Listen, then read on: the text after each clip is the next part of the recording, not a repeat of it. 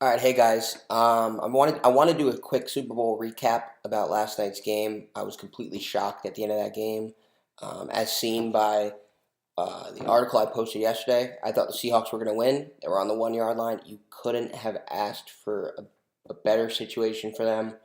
1 yard line with the most powerful running back in the league, probably, and you throw the ball to Ricardo Lockett. And my issue with that is I've been listening to a lot of people on the radios today. I've been reading a lot of articles. Outside is just the play call itself, whether you agree with the play call or not. If you're one of the small amount of people who agree with the play call, when it comes down to it, the Seahawks, as we know from the way we look at their salary cap, as we all know from watching the way they play, they are built to run the football. And for them to put in, Pete Carroll and Darrell Bevel said after the game that they had put in, I think, three wide receivers, one tight end, and then they saw the Patriots had a goal line package. The thing is what are you doing on the 1 yard line with three receivers and one tight end in when you are the Seattle Seahawks? You are like we've seen in the article I posted regarding statistics of Super Bowl winners.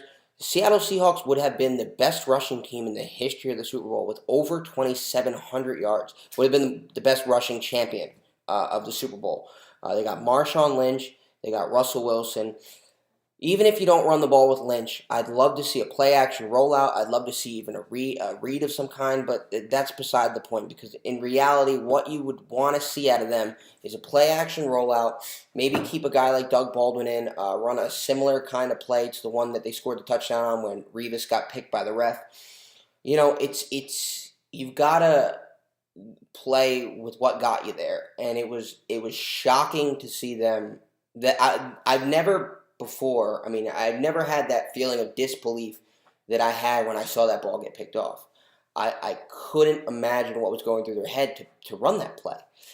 Because, like everyone said, they had plenty of time to run the ball and then do something again. They had one timeout, and Stephen A. Smith made a nice point of if you're going to run something, run it outside. I mean, run a pass play outside. I personally didn't like that they ran a slant there because there's a lot of people in the middle of the field. With a quick hitting pass like that, how many times do you see a ball, a 50-50 ball like that, bounce up in the air and get picked off? I didn't like that at all. I didn't like that they had no threat of a run with no one in the backfield. I didn't like that they were throwing to Ricardo Lockett there, who hadn't really done anything all day, from what I remember. I would have liked throwing it to Chris Matthews again. Chris Matthews had a coming out party last night that was showed you the way that the Seahawks create value. They find value where other people don't. They're not afraid to go up to Canada and get a CFL Rookie of the Year like Chris Matthews and insert him into the lineup. And another thing on that route, Ricardo Lockett should be embarrassed by the speed at which he ran that route. He seemed to run it at about 80%. It's not as fast as Ricardo Lockett is. He's not the fastest receiver in the world, but he didn't put in the full amount of effort that you should be putting in on that kind of play. And maybe I'm speaking out of turn because maybe he saw something else. Because there are certain routes where you're not going to run full speed for fear of running into the defense, running into the coverage. Maybe he saw that if Russell Wilson got on him sooner, maybe he saw that because Wilson did throw it in the only spot that it would have gotten picked off with the way that what's his name reacted to that. Malcolm Butler. Malcolm Butler reacted to that, and it say that Wilson caught it and threw it and he got it to him right before the goal line, there's a touchdown. But I didn't like the play call, and it really goes back to it's not what got them there. That's why they're a team that let Percy Harvin go and let Golden Tate go. That's why their highest paid receiver makes $3 million. And if you're the Chicago Bulls and everything's on the line, you're not going to let the ball get out of Michael Jordan's hand or Scottie Pippen's hand, and especially not out of you want Jordan to have the ball. Marshawn Lynch is your Michael Jordan. He is the guy that if they stop you on three straight run plays or on a run play, a play action, another run play, then you lost. Too bad. But for them to run a play that's so outside of what they normally do was just shocking to me. Because if they ran a play action play with a two tight end set or a three tight ends, that's what the Seahawks do so well. And it was shocking to me to see them run something that's really outside of what got them there. They obviously do run plays like that, but when it's 2nd and 1, games on the line, I'd love to see Russell Wilson out in space on a play action boot.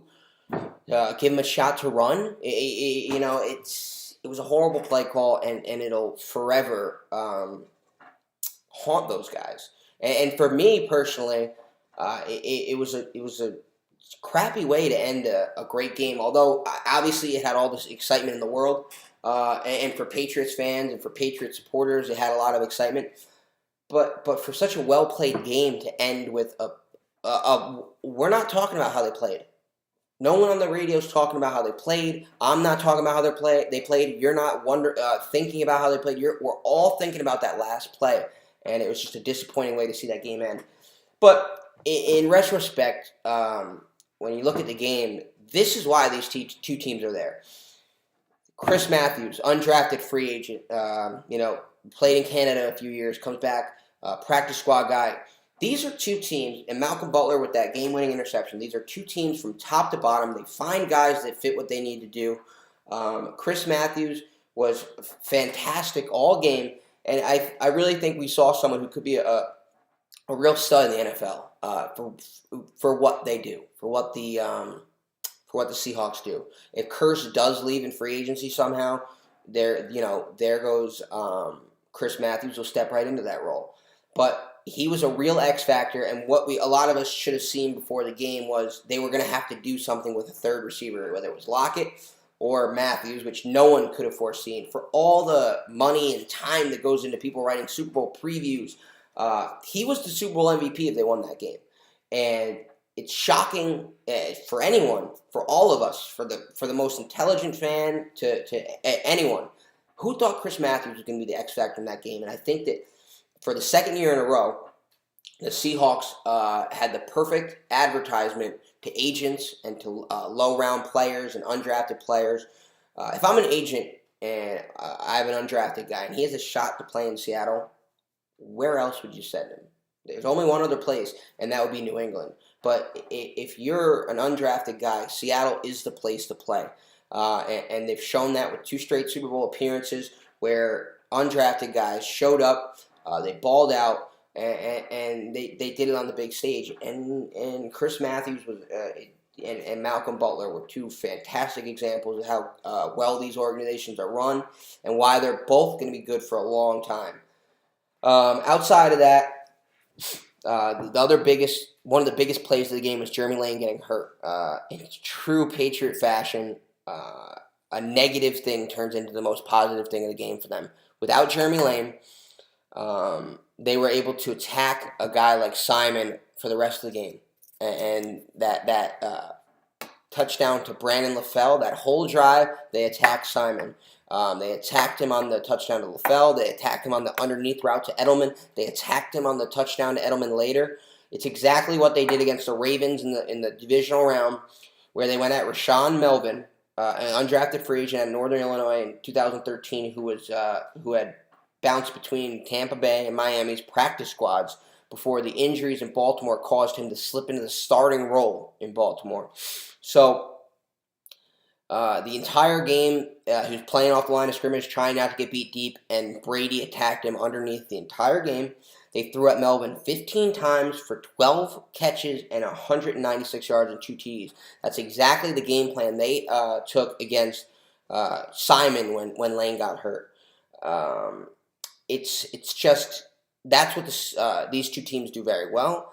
That's what the Patriots especially. You have a weakness, the Patriots are going to exploit it for the entire game. And that's what they did against the Ravens, and that's what they did against the Seahawks. And that's what they did against the Colts, too, because they knew that they could run against the Colts. They're not a running team, that's for sure. The Patriots are not a running team. But the Colts just couldn't stop LeGarrette Blount. and that's what resulted in the beatdown that was put on them. And a couple other comments I had on the game and that's a huge X factor in the game. Jeremy Lane was one of the big X factors in that game. Chris Matthews obviously as well. But the big stories of the game were Lane's injury, Matthews coming up big, the bad play call, and outside of those few things, what we saw was that these are the two best coaches in football. With just the way they attack, it's not that complicated when it comes down to it. If you look at my preview, if you look at a combination of previews, other people, it was quite obvious that the Patriots, because of the way they are coached, they attack the weakness of the other team. They threw a lot of dink and dunks, short passes that didn't require them to be covered by the Legion of Boom. They were shorter routes, a lot of slot receiver stuff, especially once Lane got hurt. The stats are staggering for when Lane's in versus when Lane's out. There's a complete shift. When Lane's on the field, it's something like only 6 TDs all season, compared to when he's off the field, something like 18. He's a real X factor. That another guy who went under the radar in all the lead up to the game, and his injury completely changed the complexion of the game. Another huge play. Speaking of these huge moments of the game, was the missed pass interference on Lockett. That ended up being huge. Early in the fourth quarter, Lockett had his man beat. Whoever it was, I think it might have been Ryan, reached out and tripped him. I don't know how the refs missed that. If he didn't get tripped, he was going for a long way, and that game might be over, because the fact that it was a 3 and out, they had a couple 3 and outs in a row there.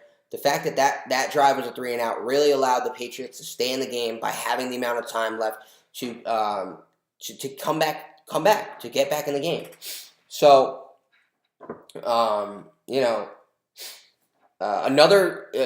speaking of how great the coaches are, there were quite a few bad coaching calls from the notes I took last night.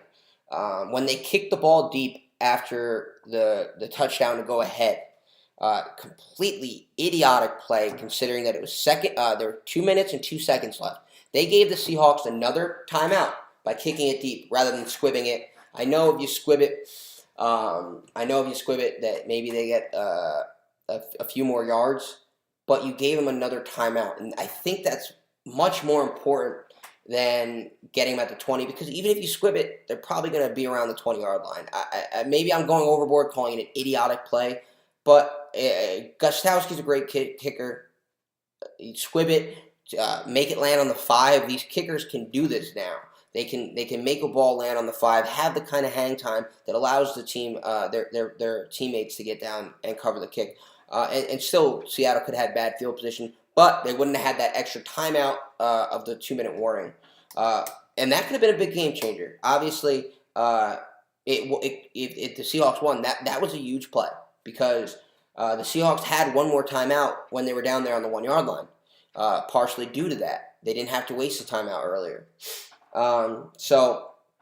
Another interesting point I saw was when Edelman made that great catch across the middle, got hit, and he thought he stayed up, but he had his elbow and his knee had hit the ground, and he ran for about 10 more yards.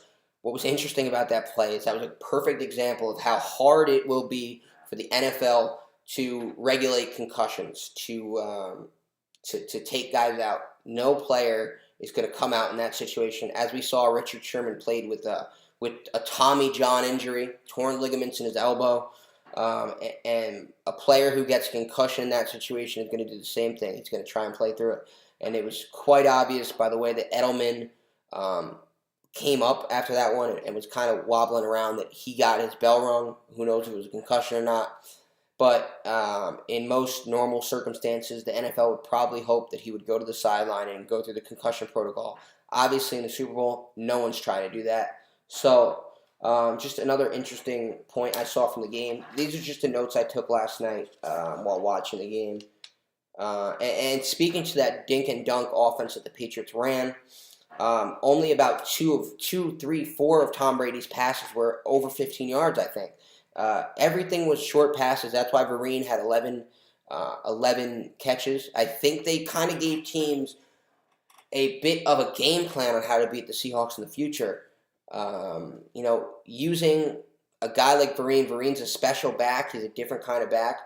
But using a slot receiver type player to, obviously this is all without Jeremy Lane, with Jeremy Lane being out of the game. But the short passes were a de facto running game because they weren't going to be able to get that running game going against the Seahawks.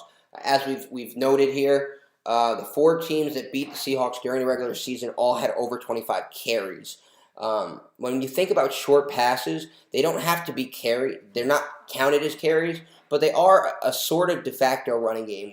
When you have these short routes that are almost 100% completions for about 4 to 5 yards, that's a running game. That's the same thing as a running attack, and that's why the slot receiver positions become so important. It gives you something when you're playing a team like the Seahawks. It gives you another weapon to run a short route that's 100%. I think Vereen had 11 catches on, I'm not sure how many targets, but they were high percentage throws. The passes to Amendola, a lot of the passes underneath to Edelman. And of course, one of the biggest X factors of that game was Gronkowski. When you split him out wide, there's no one in the NFL who can cover him. There's no one with that combination of shot, side, and speed. I have no idea why KJ Smith was covering him on the outside on that touchdown. No idea why Cam Chancellor wasn't out there, or even Richard Sherman, because he was on Richard Sherman's side of the field. And I know he's a lot bigger than Sherman, but Sherman's a physical player. And Chancellor, obviously, is a physical player as well, and should have been out there. And that really sums up my thoughts on the game. Something interesting I saw last night when watching NBC that was kind of gross to me, because as I try to write more and I try to do stuff like this, I try to be as unbiased as possible. I found it gross how obviously biased Rodney Harrison was throughout the broadcast. He was wearing both of his Super Bowl, 2 or however many Super Bowl rings he had on last night. He had on multiple Super Bowl rings, Patriot Super Bowl rings, obviously. And it's just, there's a certain level of professionalism I would expect from a guy who's broadcasting the Super Bowl. I understand that he can give a unique insight into how the Patriots do things, but I didn't really get any of that from him last night. Going into halftime, right when halftime started, Harrison made some silly comment about, this was his, because you only make a few comments. His groundbreaking comment for the first half was how the Patriots used Darrelle Revis and Brandon Browner to shut down Doug Baldwin and Jermaine Kearse. It's not really groundbreaking. You're getting paid to basically tell us what anyone else could see. Oh, the 2 best cornerbacks are going to cover the 2 best players. But on top of that, right before the halftime, there was an obvious play where the Patriots made it. They called a timeout, and they made the mistake of, with 6 seconds left.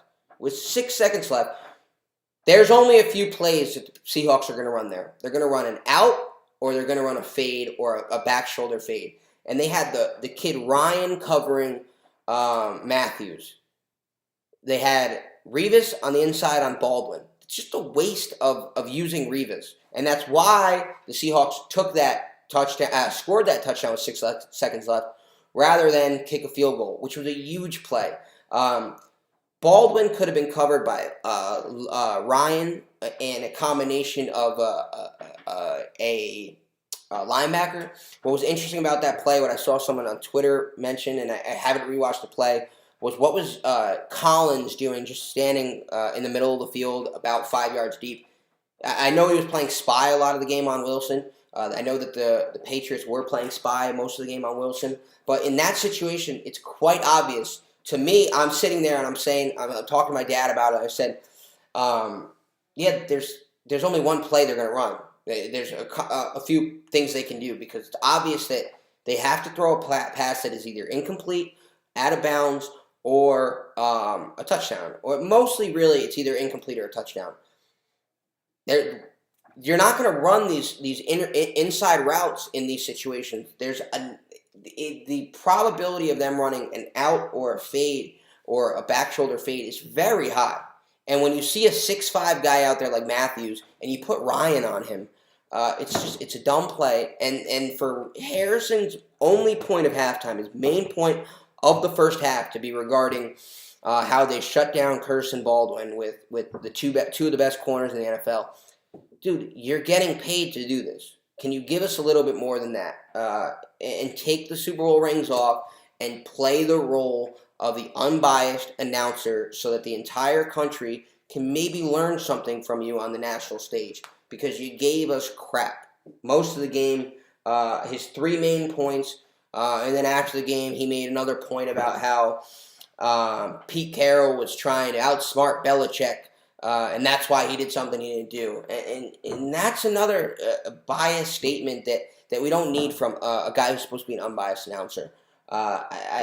With that play, what actually happened, according to Carroll, was they had the wrong formation out there, they had the wrong guys out there, and the Patriots put in their goal line package. So it ended up being where maybe you could say Belichick outcoached him, but for Harrison to be like, oh, they did something they would never normally do against another team, because there's only one team that can stop them there. And it was a silly comment from him multiple times.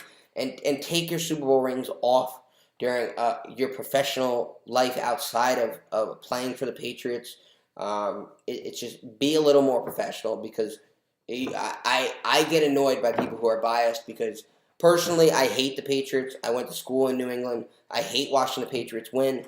But as much as I have my own biases and I admit them, I expect more out of the NBC Super Bowl analyst, Rodney Harrison. So I expect better than that out of him. Hopefully, maybe he learns to do his job without, having a love affair with Bill Belichick during the game. So those are some of my thoughts on the game. It was maybe the best Super Bowl ever. Comes down to a play like that. I'm disappointed in how it ended, but such a fantastic game, and the NFL couldn't ask for more, especially after last year's blowout, and they couldn't ask for more. So I hope you enjoyed these videos, and have a great day.